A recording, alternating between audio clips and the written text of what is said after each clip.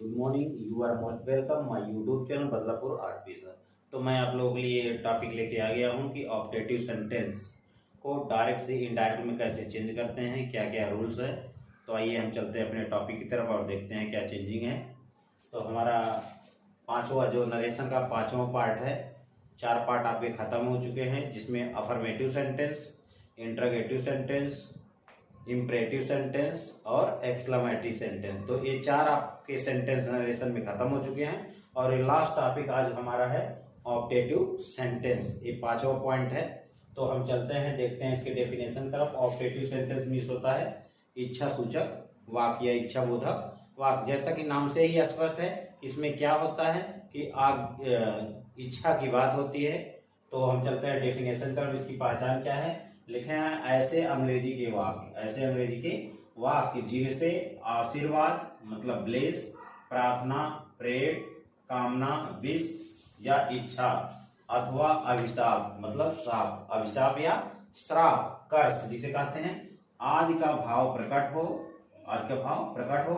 और ऐसे वाक्य में से शुरू होते हैं। इस चीज को ध्यान दीजिएगा, किससे शुरू होते हैं, ऐसे वाक्य में से प्रारंभ हो तथा अंग्रेजी वाक्य के अंत में, अंग्रेजी वाक्य के अंत में विस्मय सूचक चिन्ह, ये चीज देख लीजिए, विस्मय सूचक चिन्ह जिसे इंग्लिश में कहते हैं note of exclamation, note of exclamation. तो विस्मय सूचक चिन्ह का प्रयोग, विस्मय सूचक चिन्ह का प्रयोग हो तब ऐसे वाक्य ऑप्टेटिव सेंटेंस क्या कहलाते हैं, ऑप्टेटिव सेंटेंस या इच्छा सूचक वाक्य या इच्छा बोधक वाक्य कहलाते हैं।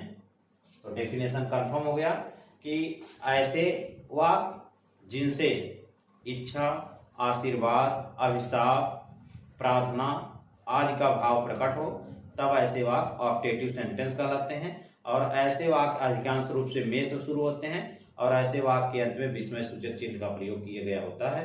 तो ऐसे वाक्य अगर डायरेक्ट से इनडायरेक्ट में दिए गए हैं तो इनको कैसे बदलते हैं, इसमें क्या परिवर्तन है, आइए देखते हैं। लिखा है कि डायरेक्ट से इनडायरेक्ट, डायरेक्ट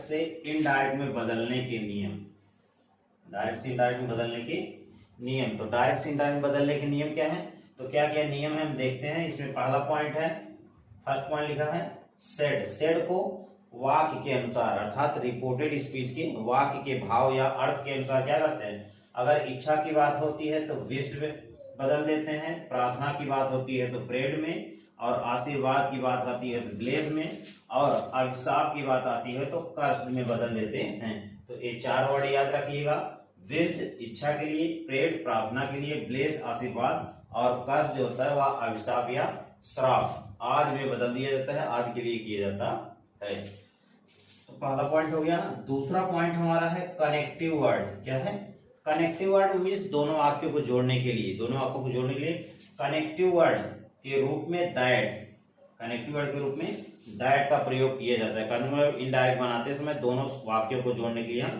दैट का प्रयोग करते हैं। हमारा तीसरा पॉइंट है मे वाले वाक्य को, मे वाले वाक्य मतलब मे से जो शुरू होता है वाक्य को असर्टिव सेंटेंस क्या करते हैं, असर्टिव सेंटेंस मीन्स साधारण वाक्य, असर्टिव सेंटेंस मीन्स साधारण वाक्य बनाकर मे को, साधारण वाक्य बनाकर मे को माइट, मे को क्या करते हैं माइट में बदल देते हैं, मे को माइट, सब्जेक्ट के बाद माइट बदल देते हैं, तथा पर्सन, पर्सन व निकटता सूचक, निकटता सूचक, पर्सन और निकटता सूचक शब्दों में भी परिवर्तन कर देते हैं। तो इस तरह आप रूल को एक बार फिर से रिमाइंड कर दे रहे हैं। सेट को क्या करते हैं कि विश्ड, प्रेड या ब्लेस्ड या कर्ष बदल देते हैं। दोनों वाक्यों को जोड़ने के लिए कनेक्टिव वर्ड के रूप में दैट का प्रयोग करते हैं। और तीसरे पॉइंट में है कि मे वाला जो वाक्य होता है उसको हम इनडायरेक्ट बनाते समय सिंपल या असर्टिव सेंटेंस बना देते हैं और सब्जेक्ट बाद मे को माइट बदल देते हैं, और पर्सन तथा निकटता सूचक शब्दों में परिवर्तन कर देते हैं। विस्मय सूचक चिन्ह को हटाकर फुल स्टॉप में बदल देते हैं। तो आइए चलते हैं अपने एग्जाम्पल तरफ और एग्जाम्पल के माध्यम से समझते हैं और इसके उदाहरण को देखते हैं।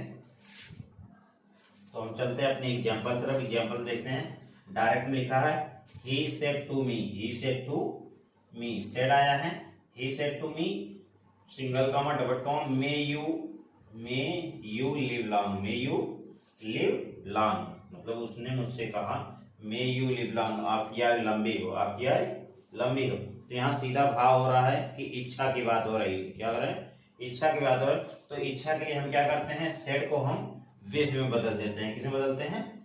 विश्ड में। तो हो गया he wished me, he wished मी। हमने बताया था दोनों वाक्यों को जोड़ने के कनेक्टिव रूप में दैट का प्रयोग करते हैं। अब यहाँ देखते हैं यू सेकंड पर्सन है, सेकंड पर्सन जो होता है वो मी के अनुसार चेंज होता है 123 बटा सन के अनुसार। तो मी का सब्जेक्ट आपका होता है आई, यहाँ मी का हो गया आई, और हमने बताया था कि मे को माइट बदल देते हैं सब्जेक्ट के बाद। तो आई के बाद मे का हम क्या किए, माइट कर दिए, लिव लॉन्ग, लिव लॉन्ग। विस्मय सूचक चिन्ह को हटाकर हम क्या करते हैं, फुल स्टॉप कर देते हैं। तो ये हमारा पहला एग्जाम्पल हो गया। दूसरा एग्जाम्पल देखते हैं। दूसरे एग्जाम्पल लिखा है he said to me, he said to me, single comma double comma, may God help you, may God help you. उसने मुझसे कहा कि ईश्वर आपकी सहायता करे, ईश्वर आपकी सहायता करे। तो वह क्या कर रहा है, प्रे, प्रार्थना कर रहा है। तो इनडायरेक्ट देखते हैं, लिखा है सेड के स्थान पे he prayed that God, God आपका सब्जेक्ट हो गया, मे का हम क्या करते हैं, माइट बदल देते हैं। तो दोनों वाक्यों को जोड़ने के लिए दैट हो गया, गॉड सब्जेक्ट हो गया, गॉड, मे को हम माइट बदल दिए, हेल्प मी। यहाँ पर यू है, यू सेकंड पर्सन है, तो सेकंड पर्सन जो होता है वो ऑब्जेक्ट मी के अनुसार चेंज होता है। तो मी का ऑब्जेक्ट यहाँ पर मी हो गया। ये आपका पहला दूसरा एग्जांपल हो गया। हम चलते हैं अपने तीसरे एग्जांपल तरफ। तीसरा एग्जांपल देखते हैं, लिखा है she said to me, she said to me, single comma double comma, may God bless you with a son. उसने मुझसे कहा may God bless you with a son, ईश्वर आपको एक पुत्र प्रदान कर दिया। यहाँ आशीर्वाद की बात है, तो आशीर्वाद के लिए हमने बताया था सेड के स्थान क्या करते हैं, ब्लेस कर देते हैं। इनडायरेक्ट लिखा है सी, और यहाँ पर आशीर्वाद का बात है, तो इसलिए सेड के स्थान पे हम क्या करेंगे, ब्लेस कर दिए, सी ब्लेस्ड मी। दोनों वाक्यों को जोड़ने हमने दैट कर दिया। उसके बाद इस मे वाले वाक्य हम क्या करते हैं, असर्टिव बना देते हैं। यहाँ पर गॉड सब्जेक्ट है, तो सब्जेक्ट पहले हो गया, और मे को हम क्या करते हैं, माइट बदल दिए, तो हो गया गॉड माइट ब्लेस्ड। यहाँ पर यू है, यू आपका ऑब्जेक्टिव केस है, तो ऑब्जेक्टिव केस मी के अनुसार चेंज होगा 123 बटा सन के अनुसार। तो मी का यहाँ पर मी हो गया with a sun, with a सन। तो इनडायरेक्ट फिर देख लेते हैं, she blessed me that God might bless me with a son. हम चलते अपने लास्ट एग्जांपल की तरफ। डायरेक्ट लिखा है the old lady said to us, the old lady said to us, बूढ़ी औरत ने हमसे कहा may you go to hell, may you go to hell, तुम नरक में जाओ। यहाँ पर क्या कर रहा है, घृणा कर रहा है या श्राप की बात आ रही है। तो श्राप के भाव के लिए हम क्या करते हैं, इनडायरेक्ट में सेड के स्थान क्या करते हैं, द ओल्ड लेडी, सेड को हम कर्स में बदल देते हैं अर्थात अभिशाप में। तो द ओल्ड लेडी कर्स अस, दोनों वाक्यों को जोड़ने के लिए हम दैट कर दिए। उसके बाद यहाँ पर यू है, यू आपका सेकंड पर्सन है, जो 123 बटा सन, फर्स्ट पर्सन जो होता है वो सब्जेक्ट अनुसार, second person object, third person no change. तो इस रूल के अनुसार हम चलते हैं, यू यहाँ पर है, यू आपका आस के अनुसार चेंज होगा, तो यहाँ हो गया बी, और मे को हम क्या किए, माइट बदल दिए, go to hell, go to hell. तो देख लेते हैं फिर से, the old lady cursed us that we might go to hell. तो इस तरह हमारा ये सेंटेंस कंप्लीट हुआ चारों का, जो आशीर्वाद, प्रार्थना और कामना तथा अभिशाप के लिए था। तो मैं चलता हूं आगे अपने नोट की तरफ। तो हम चलते हैं अपने नेक्स्ट नोट की तरफ, देखते हैं कि नेक्स्ट नोट क्या है। नोट में लिखा है कि अगर आरएस रिपोर्टेड स्पीच के वाक्य में शुभकामना अर्थात शुभकामना सूचक शब्द जैसे happy Diwali, happy Holi, happy new year, happy Navratri, कोई भी शुभकामना सूचक शब्द हो, तब क्या होता है, आदि शब्दों का प्रयोग किया गया हो। कहने का मतलब है, अगर रिपोर्टेड स्पीच के वाक्य में कोई भी शुभकामना सूचक शब्द जैसे happy Holi, happy Diwali, happy Navratri, happy new year आदि शब्द का प्रयोग किया गया हो, तब इनडायरेक्ट बनाते समय सेड को, इस चीज ध्यान दीजिएगा, इनडायरेक्ट बनाते समय सेड को विश्ड का प्रयोग किस लिए होता है, शुभकामना के लिए। विज्ड में बदलकर ऑब्जेक्ट के बाद शुभकामना सूचक शब्द को लिखा जाता है। शुभकामना सूचक शब्द को लिखा जाता है। कौन सा शब्द? यही क्या, जैसे हैप्पी होली हुआ, happy Diwali, happy new year, happy Navratri, कोई भी शब्द हुआ उसी को लिखा जाता है। उसके बाद लिखा है और कनेक्टिव वर्ड दैट, इस चीज ध्यान दीजिएगा कि कनेक्टिव वर्ड दैट का प्रयोग नहीं होता है। कनेक्टिव वर्ड दैट का प्रयोग नहीं होता है। किस प्रकार वाक्य में? शुभकामना सूचक शब्द वाले वाक्य में कनेक्टिव वर्ड दैट का प्रयोग नहीं होता है। और ये आप देख रहे हैं विस्मय सूचक चिन्ह को फुल स्टॉप में बदल दिया जाता है। तो आप देखेंगे क्या होता है कि हम क्या करेंगे, विस्मय सूचक चिन्ह को फुल स्टॉप में बदल देते हैं। तो हम चलते हैं अपने एग्जाम्पल की तरफ, देखते हैं एग्जाम्पल में क्या है।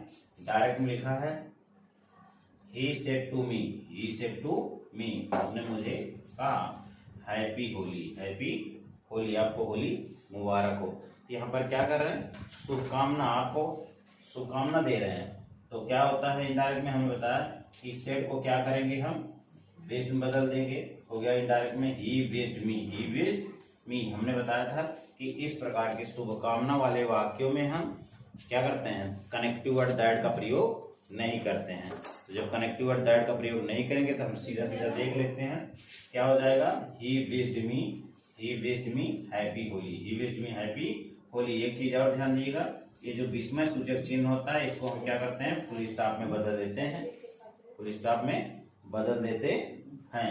उसके बाद हम दूसरा एग्जांपल देखते हैं। डायरेक्ट में लिखा है he said to me happy new year, तो आपको नया साल मुबारक हो। इसमें क्या कर रहे हैं, हम शुभकामना दे रहे हैं। तो सेड को क्या करेंगे, हम विश्ड बदल देंगे डायरेक्ट बदल समय। तो हो गया ही विश्ड मी। इसमें कनेक्टिव वर्ड का प्रयोग नहीं होगा, तो इसलिए हो जाएगा हैप्पी न्यू ईयर। विस्मय सूचक चिन्ह को हटाकर हम फुल स्टॉप में बदल देते हैं। तो आप देखेंगे इस तरह अगर happy Holi, happy Diwali, happy new year, happy Navratri आज शब्द आता है तो सेड के स्थान पे सीधा हम विश्ड का प्रयोग कर देते हैं। और विश्ड के बाद ऑब्जेक्ट लिखने के बाद सीधा हम शुभकामना सूचक शब्द का प्रयोग करते हैं। और इस प्रकार के वाक्यों में हम क्या करते हैं, कनेक्टिव वर्ड, हमारा जो कनेक्टिव वर्ड होता है, कनेक्टिव वर्ड का प्रयोग क्या करते हैं, हम कनेक्टिव वर्ड का प्रयोग दैट के रूप में नहीं करते हैं। तो हम चलते हैं अपने एग्जाम्पल। तो हम अपने नेक्स्ट नोट पॉइंट तरफ चलते हैं। लिखा है नोट में देखते हैं, लिखा है अगर रिपोर्टेड स्पीच के वाक्य में वर्ड, क्या लिखा है, रिपोर्टेड स्पीच के वाक्य में वर्ड अथवा अर्थ के पहले दिस, किसका है, दिस का प्रयोग किया गया हो, किसका किया हुआ, दिस का प्रयोग किया गया हो, किसके पहले, वर्ड अथवा अर्थ के पहले दिस का प्रयोग किया गया हो, या लिखा है दिस का प्रयोग किया गया हो, तब इनडायरेक्ट बनाते समय, क्या बनाते समय, इनडायरेक्ट बनाते समय दिस को निकटता सूचक शब्द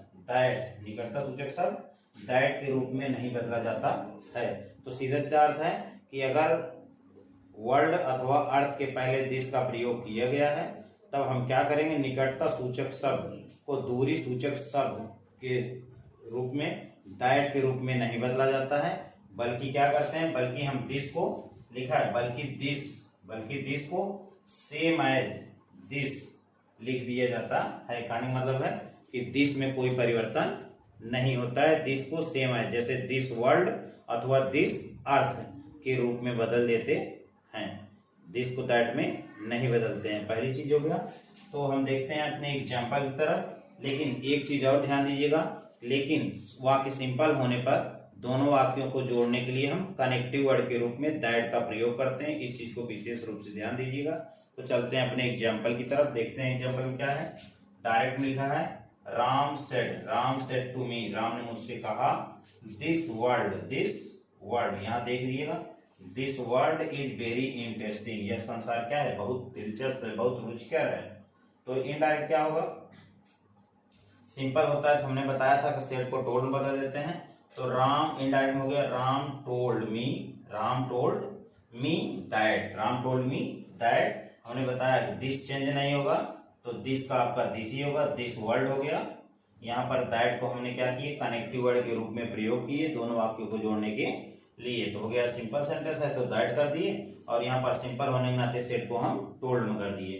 तो Ram told me that this world, अब यहाँ इज था तो टेंस को हम चेंज किए, तो टेंस इज के अनुसार वाज हो गया, was very interesting, was very interesting. देखते हैं फिर से, Ram told me that this world was very interesting, full stop.